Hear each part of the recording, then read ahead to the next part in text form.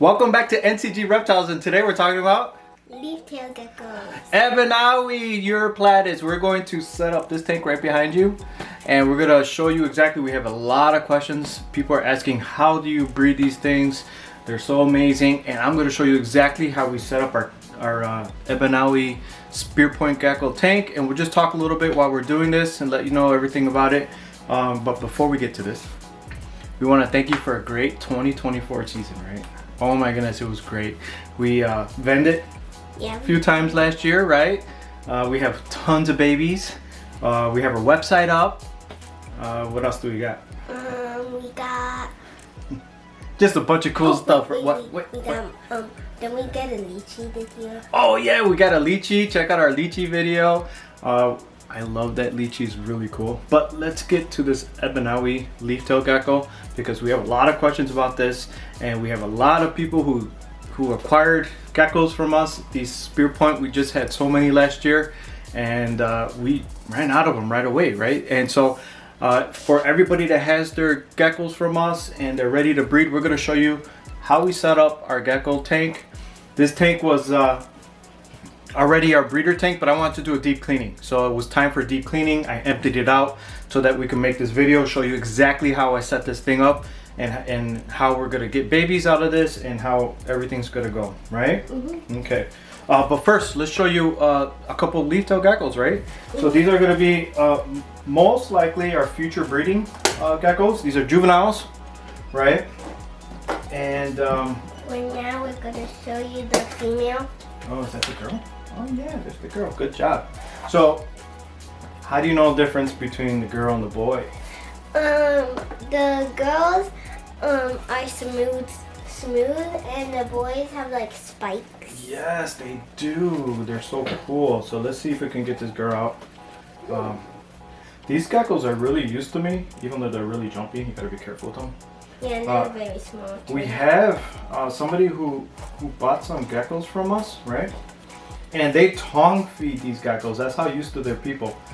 They're not really meant for handling, right? Let's see if we can get her up. So we're just doing that to show on the video. But these girls are. This girl's so awesome. Let's see if I can. Yeah, it's good. When they're babies, your eyes are. Oh. Yeah. When they're babies, they're super duper small. There's a girl. She's a juvenile.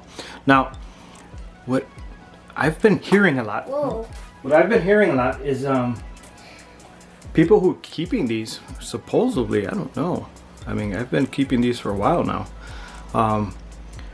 What they say that they're ready to breed in 6 months, that's not what I'm finding on these guys. So if you guys are out there who keep these Uroplatus Ebenauis and you're getting them to breed in 6 months, please let me know, because I feel like they're way too small. 6 months old, they're still really tiny little geckos.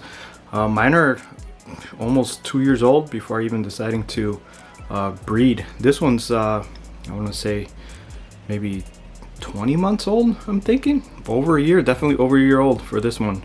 And so I'm just now thinking maybe a little bit bigger for her before I even decide to breed her. So I'm gonna wait a couple more months before I even decide to let her breed at all. But this is the girl. She's awesome. All right, and she pooped on me. I did die. Yeah. Okay. So let's put her away and get the boy. Wait, I have a question. Yeah. What's your question? Do they lose their tails too? That's a great question. I believe they can. I've never seen one with a lost tail. Yeah. I don't know what happens if they do. I'm sure they can regrow them. But that's a great question. You know what? This is one of those questions that nobody's ever asked me. And you know what? I probably should look in this book. Okay, so this was kind of like a precursor to this book. Guys, this book is super awesome. No matter what I tell you, these are a lot of people who put this book together, professional, and they've been breeding leaf-tail geckos and Uroplatus species for a long time. Just open this book if you can, or just get this book if you're gonna decide on getting a leaf-tail, because it shows you everything. It shows you where they're from, the species, subgroups, everything, the terrarium, what you should feed them, what they eat, you know, how they look, everything. This thing is amazing. There's so much in here. It would take me a month to go through this whole book and let you guys know everything that's in here. So, you know, this Uroplatus species is from Madagascar, and as a Ebenaui, these little guys, these little Ebenauis, they're very hardy. A lot hardier than the other ones that I noticed. See this guy, some tank setups and everything. How to rear juveniles, eggs and everything. Yeah, the eggs are like so small. Yeah. So please, if you're gonna own one of these animals, get this book, because I don't have all the answers. I'm just gonna show you what worked for me, and hopefully it works for you. But one good thing that they said in here, they like to eat snails. That's not something I'm really offering my geckos, any snails, but they still. I love the pictures too. Look at the pictures. They're very nice pictures. And so please get this book. It has lots of good information. So let's get back to, okay, let's bring the male out. The male, so I said they have Spiky. Spiky. Hopefully he doesn't poop on me like a girl. Let's see. Alright, this guy is beautiful. Beautiful little guy. You're crazy. So they're not really meant for handling. Yeah, they're so small, they're like teeny tiny little guys. Look at this guy, it's beautiful. Love this little guy. So nice. Whoa. Yep, just gotta be careful because they're jumpy. Alright. Alright, let's get to the tank setup so that we can show you how to breed these. And this tank is for like adults. And like, yeah, make a mess on the table. When they're born, so we set up the so when the eggs are hatched, we put them in here. So we have this. This is how we set it up. We have 3 little cups in this deli cup. This is sphagnum moss, and then here's Rapachi hatch. The Rapachi hatch stays dry. What you want to do is you want to moisten up the sphagnum moss. Stays real nice and moist. We put the eggs. There's usually 2 will go in each one. Every time they lay an egg, it's a pair. Cover it up, and I put it on the shelf, and that's it. I wait for them to hatch. That's as easy as that can be, right? And then the sphagnum moss that I use, it's just regular sphagnum moss. Right? Get that stuff. You put that in there, moisten it up real good. It's the same stuff I use like in regular lay boxes for like the other geckos that we have, right? All right. Okay. Oh, and this is a juvenile tank, right? This is when the babies are born. Not juvenile, I'm sorry, babies. When the babies are born, this is what I put them in. Put them in these little tall cups in here until they get a little bit bigger. Yep, with little leaves, and then I put like 3 or 4, actually 3 to 6 crickets, depending if they eat it. If they're freshly hatched, they're like pinhead crickets. If they're a little bit older, then I usually just give them the size cricket of between their eyes. So that would be a perfect size for a cricket for these guys, and yeah, 4 to 6 crickets each. And I feed the babies every other day. This baby Spearpoints. Yeah, and you moisten them every day. Yeah, and I sprayed them down every day. Mist every single day. And then when they get a little bit bigger, this is the next size cage I use. This is I think it's an 8x8, 8x8x12. You want a lot of like sticks and leaves so then they could hide and climb. Yeah. Like their actual habitat. Yeah. So that's the juvenile size. And then a single adult I put in 12x12x18. Right? And so that's how we do a single size adult. This tank here is my breeding tank, and this is kind of what I wanted you guys to see, because if you're going to be buying these geckos or acquiring these geckos or getting these geckos, I want you to be able to breed these, and they're very prolific. This is awesome to have a setup like this, and I want you guys to be very successful if you decide you want to breed these geckos, and I think you should. They're very hardy, they're very rewarding, they're awesome little guys, right? Okay, so this tank is 12x12x24, yeah. And I think this is a perfect size for a pair. So I put a pair of geckos. The mom and dad to those 2 geckos that I have there are in the other room. I just took them out so that we can set up their tank again, right? Keep it clean. Yes. And the other thing I want to mention is that you can keep these geckos year round. and that's fine. They're not gonna, hurt each other, and I've noticed they're not very aggressive towards each other. But I found that the female does need a break if you want her to produce. I had a low production year from keeping the male all year round. I pulled the male out for a couple months, put him back in, and then we were back in action. We had some good hatchlings come out. But when I kept them all year round, the female wasn't very receptive for the male if you just keep them there. So you gotta literally take them out. All right. So the first layer that I've done, and this what we're doing here is what works for me. Something else might work better for you, but this kind of gives you an idea of what I do here, right? So the first layer we have here are these is a drainage layer. So I don't do bioactive, but I like to have kind of like a bioactive setup. So this is the hydro balls, right? So that when you moisten the tank, or you have the layer of substrate on top of this, it's not going to stay stagnant. You're not going to get mold or anything. This helps drain the moisture from the main substrate, which is, you don't want it always to be wet. You want to be able to dry it out, right? So we're going to put our first layer in here. You want to help me? You want to try this? All right. I never set up a tank before. Okay, so this is our first time together.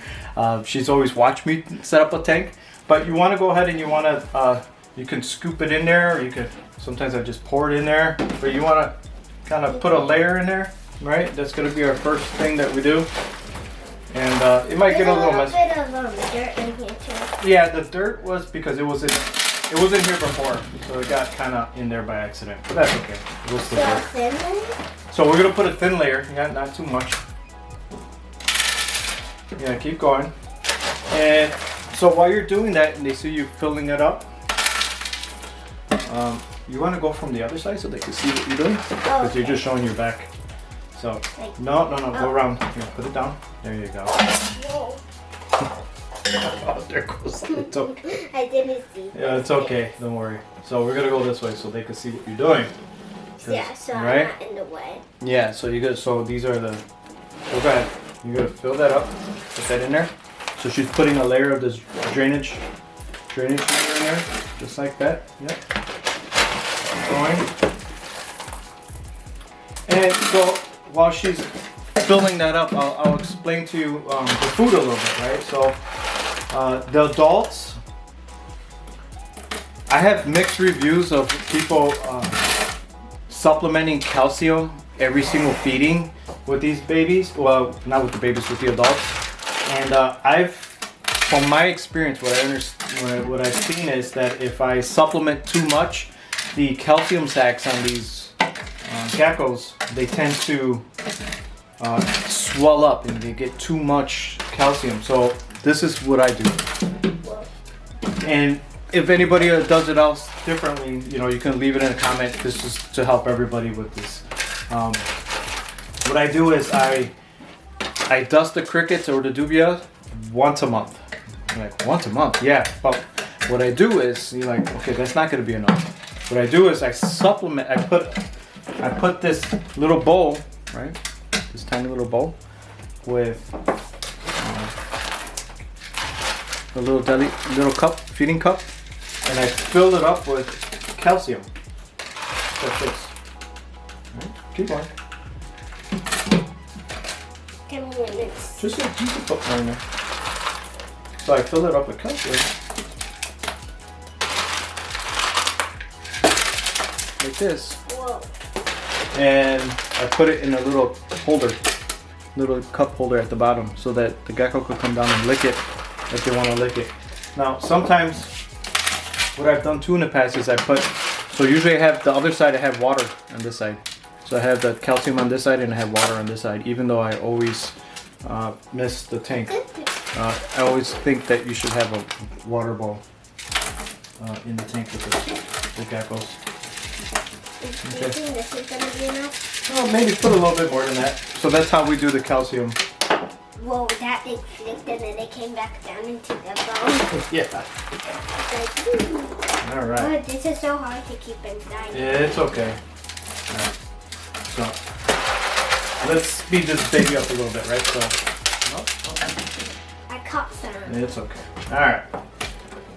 That's why it's fun to have the kids help, because they make these things go all over. So we're gonna put the rest of this, not all of it, most of it. Yeah. I don't want it to be too heavy. All right, move it out. So that's a good layer right there. So a good layer of those hydro balls, and that's for to drain, so the water could drain out, right? Yeah. And then the next thing we do is we get a screen. It's already a screen that I had cut.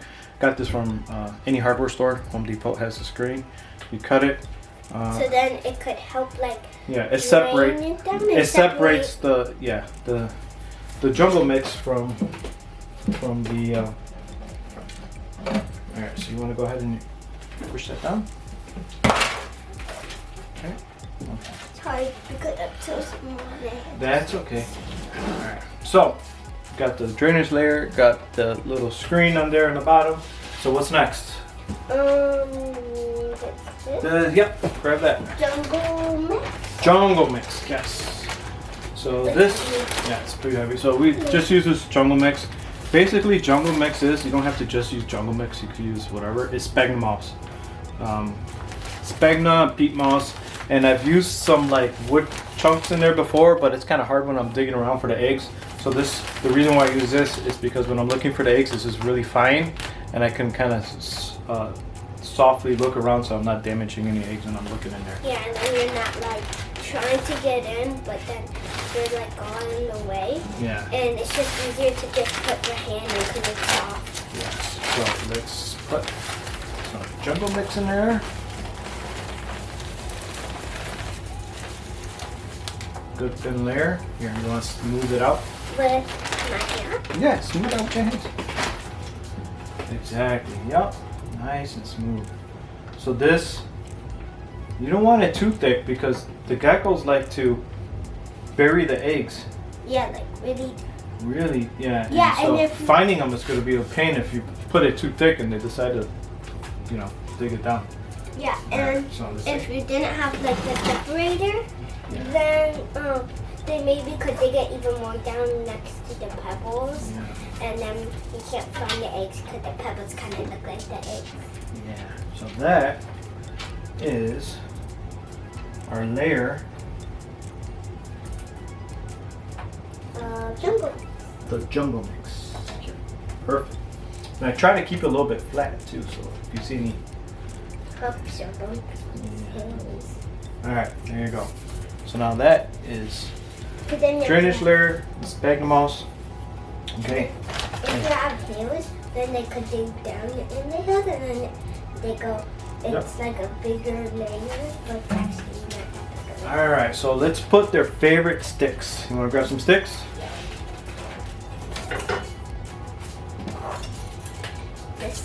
Ooh, these look cool, like trees. Yeah, so these sticks, you could get these sticks. I've got these, I believe they were at the aquarium store. That's what I got, these sticks. Really? Yeah, they're like a pet store aquarium, and they're really thin. So you want these thin sticks because the geckos like to crawl on these a lot. And so I got these really thin branches here, and they absolutely love these branches. Like, they spend a lot of time in these branches. I see them crawling around in these all the time. So these are a must. If you have Ebenaui Spearpoint, they absolutely love these sticks, right? He'll be sad without them. Yeah. When I say they love those sticks, they love those sticks. So this is another one. So I got 2 in there. In there. So, but the sticks are not just enough. They need a little bit more than just the sticks. Yeah, so then they could hide. You can't really hide on this. Okay, so now we got the sticks in there, right? So now we need the leaves. So I got these. These are also, I believe, where do we get these? Probably from Hobby Lobby. Right, we got some plants from Hobby Lobby. You can get those. Get the ones with the big leaves. They like to crawl behind the big leaves and hide in there. They love these little bunches of leaves. So I put the leaves up on top. That's what I do with these.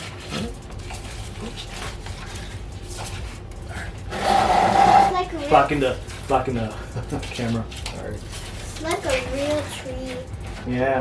With the leaves next to the tree, so then they feel like more like home. Exactly. All right. Now,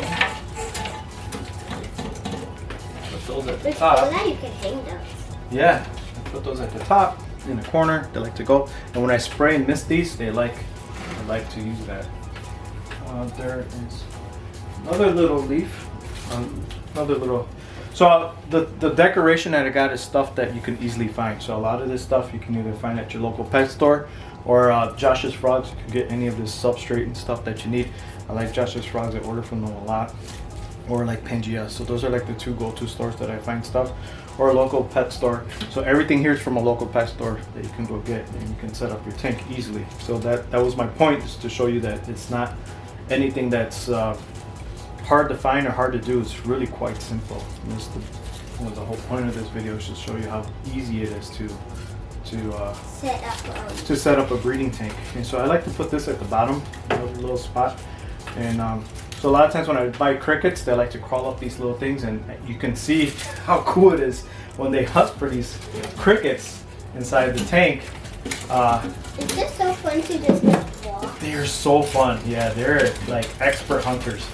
They will find and they'll be like hiding in one place, yeah, and then they see the cricket and then they just jump out and eat it. It's amazing how good they are at like getting these crickets. Okay, so I got like another little bunch, and I have another favorite tree piece. I should go get it right now. I can set that up. Okay, and then I put the bowl in there, the water and the food. Let's get the water part. Right. Let's get the. Can you grab the mister? Yeah. The water. Okay. Here you go. And so, put some water in there, like that. So, got the water and the calcium. When I mist the tank, I try not to get mist on the calcium, so I'll put it in the corner so that way it stays a little bit drier. Just like that. And those bowls too are really cool because you can put dubia. So you could put the dubias in there, what they eat in the bowls, because they can't crawl out, and they'll go down there and they'll eat it, which is really nice. When I give them that option. We need one more piece, right? What are we missing? Oh, the leaf litter, right? So. I'm not checking for my secret, but I forgot what it was. Yeah. So we got here Leaf are. litter. It's just some leaves. See? Can you grab some from outside? No, because outside you might have some parasites. So unless you want to put it in the oven and cook it, I don't remember how it is. I think you got to put it in the oven for like almost 300 degrees for like 20 minutes or something. I'm not sure. That's something you would have to look up. But that's another great question. You have all these great questions. But yeah, don't just put wild leaf litter in there. You want it. I usually buy it. This is another thing you can buy from like Josh's Frogs, which is really cool. It is a giant leaf in there. Yeah, it's a giant leaf in there. So what you want to do with this leaf, you want to put it towards the front of the tank. Just right in the front. Because what you're doing is you're giving a place for the female to lay her eggs. And if you put the leaf in the back of the tank, it's really, really tough to find those eggs. So she likes to lay under the leaves. So put the leaves only in the front, and when she lays,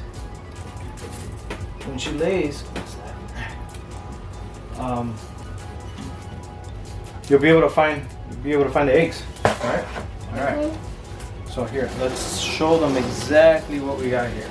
All right, look at that. That's beautiful. I love how it looks. Yeah, so this is it, guys. So we have the drainage layer, we have the jungle mix, we have the leaves right in the front only, we have these thin branches they like to crawl, and then you have your big leaves in the back they can hide in. I have another set. It's with the female right now, so when I finish this video I'm going to put the other one in there. And then that's it, you're set up.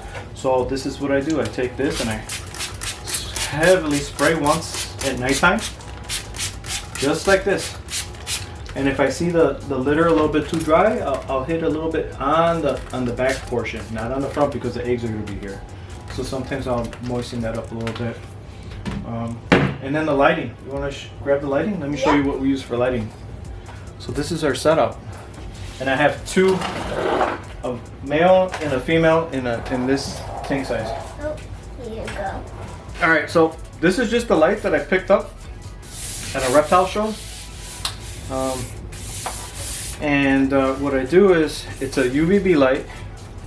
Let me see what size bulb this is. It's a 5.0 UVB zoom ed light.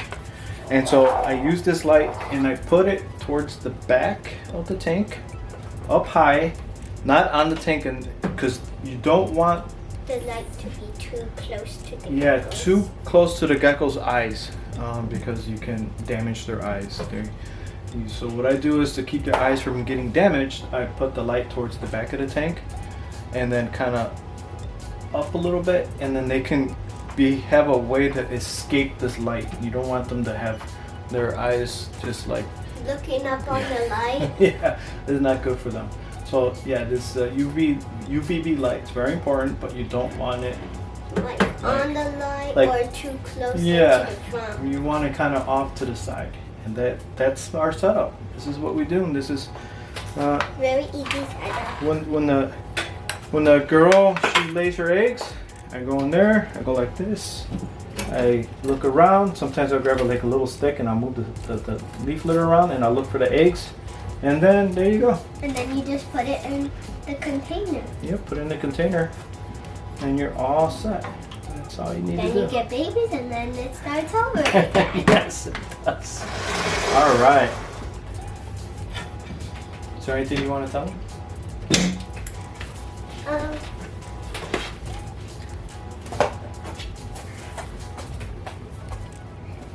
Hit the subscribe button. Hit that subscribe button.